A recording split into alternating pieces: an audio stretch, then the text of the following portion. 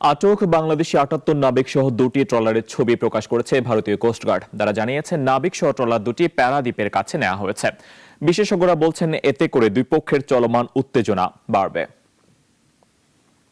সামাজিক যোগাযোগ মাধ্যম ফেসবুকের ইন্ডিয়ান কোস্টগার্ড পেজের এক পোস্টে জানানো হয়, ভারতীয় সমুদ্র সীমায় মৎস্য আহরণের অভিযোগে এক অভিযানে দুইটি ট্রলার এফবি লায়লা ২ ও এফবি মেঘনা ৫ সহ ৭৮ নাবিককে আটক করা হয়েছে। নাবিক সহ ট্রলার দুটিকে নেওয়া হয়েছে প্যারাদ্বীপের কাছে। ভারতীয় কোস্টগার্ডের দেয়া ফেসবুক পোস্টের ছবিতে দেখা যায়, আটক ট্রলারের নাবিকেরা নৌযানের ডেকের উপর হাত মাথার পেছনে রেখে হাঁটু গেড়ে বসে আছেন। নাবিকদের পেছনে দাঁড়িয়ে থাকতে দেখা যায় ভারতীয় কোস্টগার্ডের সদস্যদের। বিশেষজ্ঞরা বলছেন, নাবিক ও জাহাজ আটকের ঘটনা অপমানজনক। এতে দ্বিপক্ষীয় সম্পর্কে উত্তেজনা বাড়বে। বাংলাদেশ সরকারকে শক্ত ভাষায় প্রতিবাদ জানানোর পরামর্শ দেন তারা।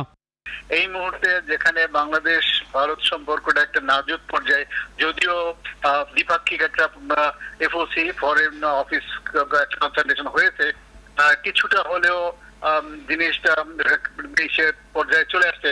এই মুহূর্তে তাদের এই কাজটা আমাদের নাবিকদের, এতগুলো নাবিককে ধরে তাদেরকে তারপর আপনার মিডিয়ার সামনে তাদেরকে প্রদর্শন করছে, এই জিনিসটা অপমানজনক এবং এই জিনিসটা তারা করে দ্বিপাক্ষিক সম্পর্কের মোটেই সাহায্য করে নাই, বরং ক্ষতি করেছে।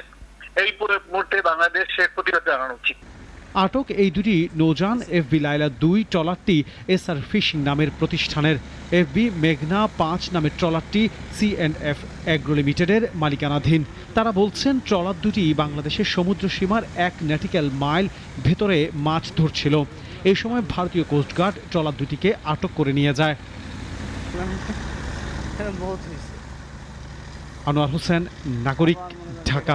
Double million offer Walton fridge কিনে পেতে পারেন ২০ লক্ষ টাকা, রয়েছে কোটি কোটি টাকার নিশ্চিত উপহার।